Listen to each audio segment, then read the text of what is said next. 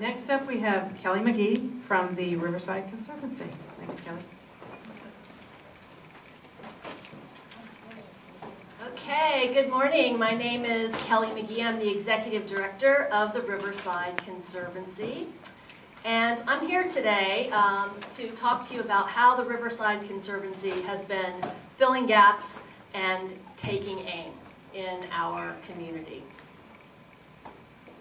The Riverside Conservancy is established to expand sustainable living shorelines through educational outreach as well as land conservancy programs. And what we're doing is we're trying to fill gaps,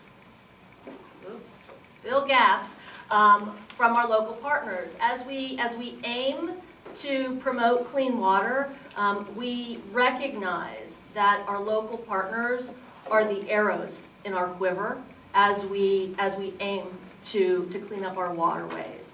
And those arrows that are in our quiver are all of these wonderful universities that we have that are doing research, that are working together.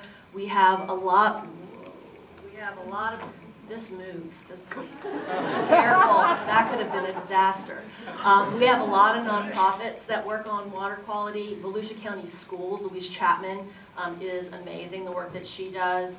And we have so many government agencies, Volusia County Environmental Management, Green Volusia, and so many great facilities like Lyonia Environmental Center, Blue Springs State Park. We've got so many resources and treasures, and these are all arrows in the quiver. And the great thing about this past year, as I'm going to take you on our journey on what we've done to fill gaps and take aim, is to take a look at some of our success stories that we've had and that we're really proud of. There we go. Okay, so one of the ways that we have filled gaps, in other words, we're trying to not be duplicative, we're trying to be helpful and supportive of programs that currently exist. And one of the programs that we support is the Protect Our Lagoon initiative. And if you live in southeast Volusia, you may have seen these yard signs go up, and that was really thanks to the Marine Discovery Center and Project H2O, which originally funded this initiative. And we had great success. If an individual took a pledge to not use fertilizer in the summer and to use less chemicals and pesticides, then they were able to place one of these yard signs in their yard. And when that program finished, one of our board members, Tom Barrett, who's here in the back, he actually took it upon himself to fund another round of these yard signs. And so we have them here at our table if you would like to sign a pledge, and you can have one of our great yard signs. But that's an example of how we're trying to fill gaps, and so as we can do things to support our community partners, we're doing that. Oops.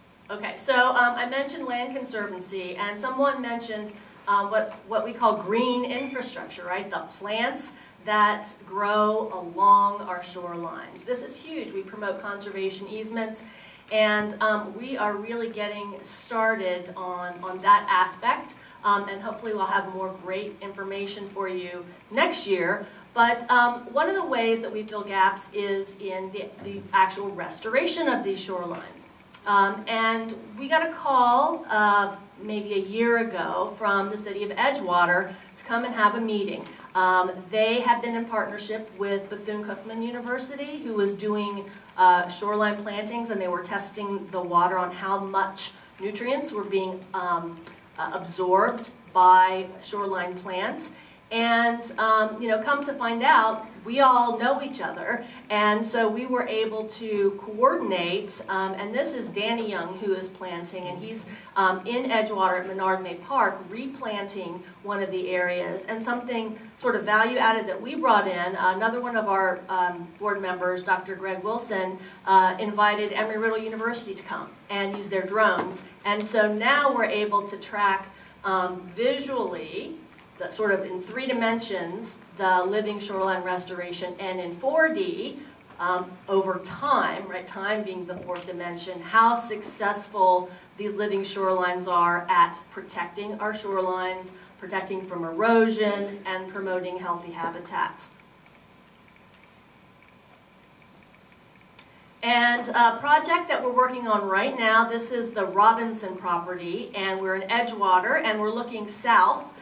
No, actually we're looking north here, and you see there is a seawall and nothing growing seaward of that seawall. And just north of that property is a beautiful living shoreline with mangroves. That property is really well protected. So over the next 2 years, we're actually applying for an ECHO grant. We're hoping to be able to restore that shoreline, an open and environmental learning center, and be able to study different ways to do oyster reef restoration and shoreline restoration.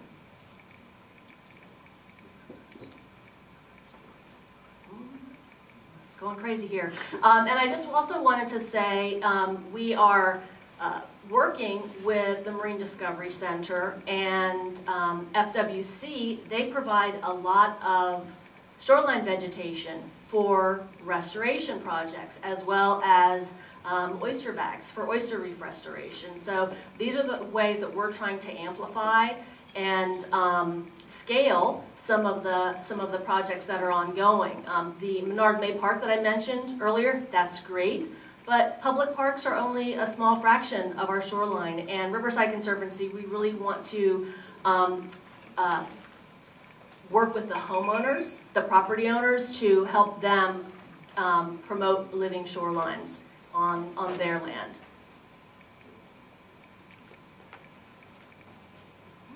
Okay, and this is another opportunity that came up.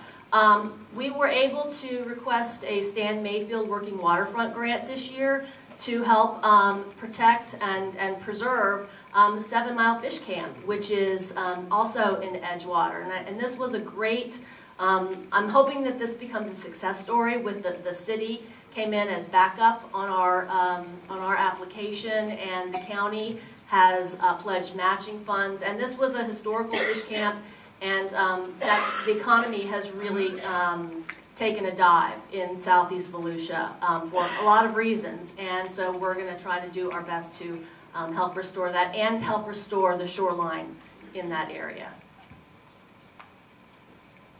There we go. And we also help our partners like Green Volusia do some tabling events, and this particular event was the Spring Hill Turn Festival and Job Fair this year. That was a really fun event. It's a great event every year. They have music, and this is one of my favorite pictures because so we've got Katrina Locke, we've got Megan, who did the presentation earlier, we've got Tom, our board member, and what you don't know about this picture was I also was taking a video.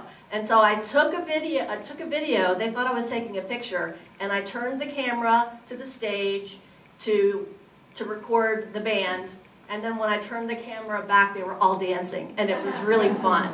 So the Turn Festival is a fantastic festival. If you can go next year, you should. And so the water goat, this is maybe the best example of filling gaps and partnering with our community partners. I received a call from Brenda DeWeese with the city of Edgewater, and she wanted to talk about a water goat. So I came in to talk to her, and a water goat is a floating system of booms that catch floating trash. And a local citizen and the Edgewater Environmental Alliance had been encouraging the city to install a water goat, and they helped actually acquire the water goat. The city installed it, and Riverside Conservancy agreed to maintain it. In other words, clean the trash out of it. Well, once we had that up and going, we realized, wow, we need to be very scientific and methodical about how we go about doing this, and so we reached out to Jessie at the Marine Discovery Center. They are already maintaining a water goat in New Smyrna Beach, and she gave me her spreadsheets, and so we're tracking the marine debris in the exact same way, in the same format as Marine Discovery Center and New Smyrna Beach, and that way we will help be able to track our litter better over time. And we have a little video that Alex Barrett, he's with Riverside Conservancy, has created to just give you a taste of what that's about.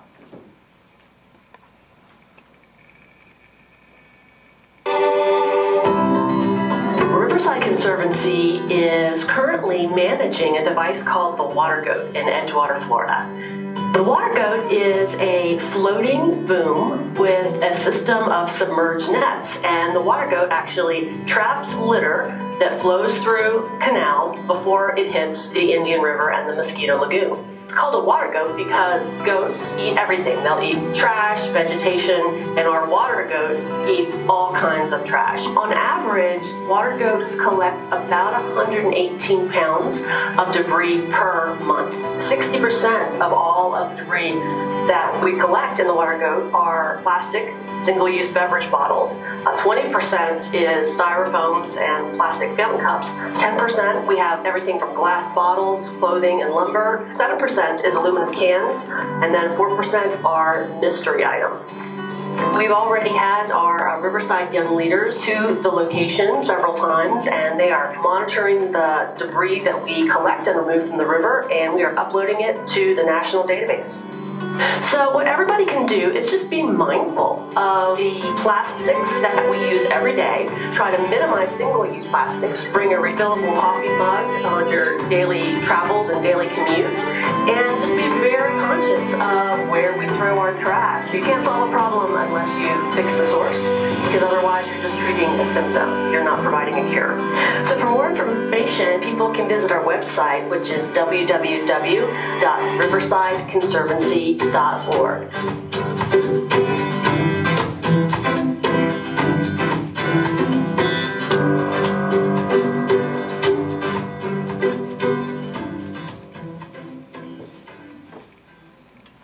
And so that's how we're filling gaps. And how are we taking aim? We're taking aim by investing in our future leaders.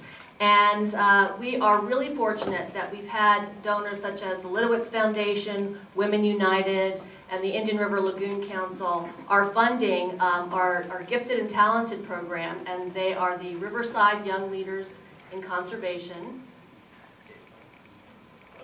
There we go, thank you. And here we have them, and they're helping us track the debris in the Water Goat. That's Victoria, Reagan, and Varun, and Dr. Art. And here's Varun. He attended one of our academies this summer. He's at the Marine Science Center. And here we are on the Marine Discovery Center boat with Dr. Dwayne DeFries and Deb Denny's.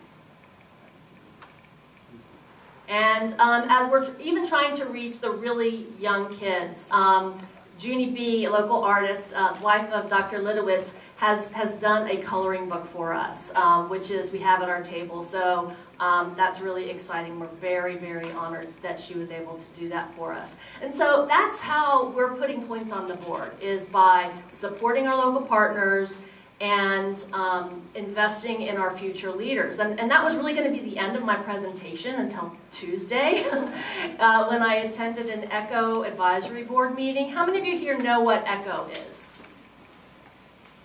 Okay, great. Well, it's coming to an end, as is the Volusia Forever program. Please raise your hand if you know what that is. Okay, great. Well, they're both coming to an end. And I thought, wow, what if we were to reauthorize both the Volusia Forever program and the ECHO program with an emphasis on water quality? What could we accomplish? Perhaps the Volusia Forever program could be used, that's a land acquisition program. Maybe that could be used to purchase the land that we need for wetland treatment trains. And maybe we could use the ECHO funding to help actually construct some of the projects in the Mosquito Lagoon Reasonable Assurance Plan and in some of our water quality plans. You know, what if we really put ourselves on a war footing, as our governor has said, for water quality? And so I'm just going to leave you with that thought.